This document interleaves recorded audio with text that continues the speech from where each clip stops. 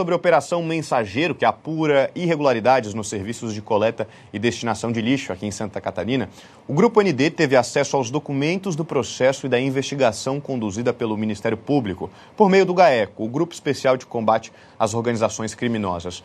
Paulo Miller, o MP, fala que esse é o maior esquema de corrupção já identificado aqui no Estado, né?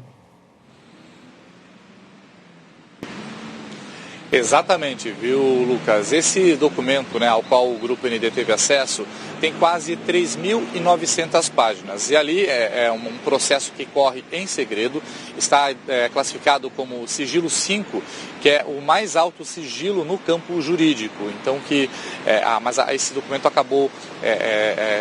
algumas pessoas tiveram acesso e a gente teve também acesso a esse documento aí, onde traz detalhes dessa investigação do Ministério Público, que nesse documento, nesse processo, afirma que o esquema, né, ou o suposto esquema de corrupção envolvendo a coleta e a destinação de lixo em alguns municípios aqui de Santa Catarina seria, então, o maior escândalo de corrupção da história do estado de Santa Catarina.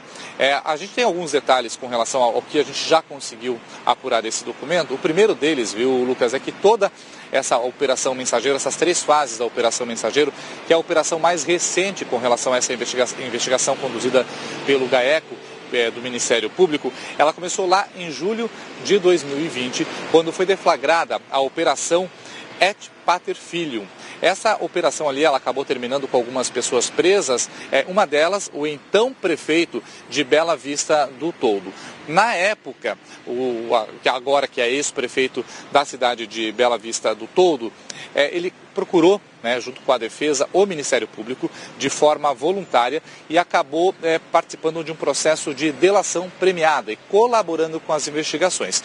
E aí começou esse fio desse esquema ser desenrolado. Ele denunciou, né, revelou um suposto esquema de corrupção envolvendo a contratação da prestação desses serviços em alguns municípios. Em princípio, no primeiro momento, em 4 municípios. Depois, com o passar do tempo e com a investigação evoluindo, o Ministério Público de Santa Catarina acabou descobrindo aí que mais cidades participavam desse esquema e agentes públicos estariam recebendo propina para direcionar licitações da coleta e destinação de lixo a uma empresa específica que fica na cidade de Joinville. Então, teria já um edital já pronto de licitação direcionado para que essa empresa sempre vencesse o processo de licitação e era a empresa que operava aí junto com o chamado mensageiro, daqui a pouco eu vou explicar por que mensageiro, esse suposto esquema de corrupção. Com base a partir dessas investigações, dessa primeira delação premiada, o Ministério Público então começou a investigar os contratos dessa empresa com os municípios e começou a fazer diligências. E aí deflagrou a primeira fase da Operação Mensageiro. Mensageiro por quê?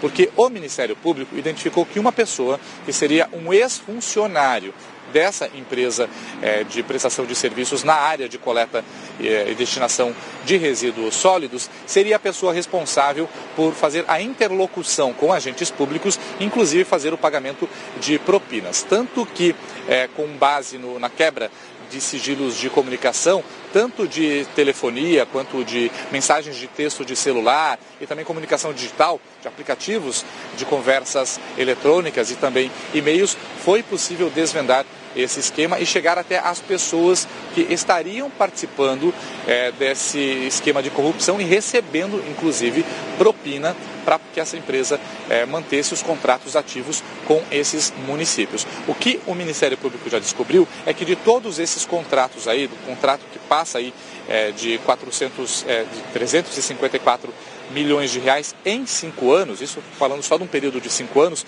esse valor de 354 milhões, boa parte desse valor ia para propina de agentes públicos. De acordo com as investigações do Ministério Público, 13% desse valor era destinado para pagamento de propina de agentes públicos. E aí acabou desenrolando outras fases da Operação Mensageiro, que terminou com a prisão de 7 prefeitos aqui de Santa Catarina. Como eu falei, né, as investigações elas ainda continuam. Há uma expectativa bastante grande agora que o mensageiro, né, apontado como mensageiro, como o que operava ali a interlocução entre a empresa e também esses agentes públicos e fazia o pagamento dessa propina sempre em dinheiro ou de alguma forma que não desse para rastrear esse dinheiro, né, que a justiça não conseguisse fazer o caminho desse dinheiro, há uma expectativa que ele faça uma delação, né? Ele já formalizou um acordo com o Ministério Público de Santa Catarina para dizer o que ele sabe desse esquema. Então, nos próximos dias, nas próximas semanas,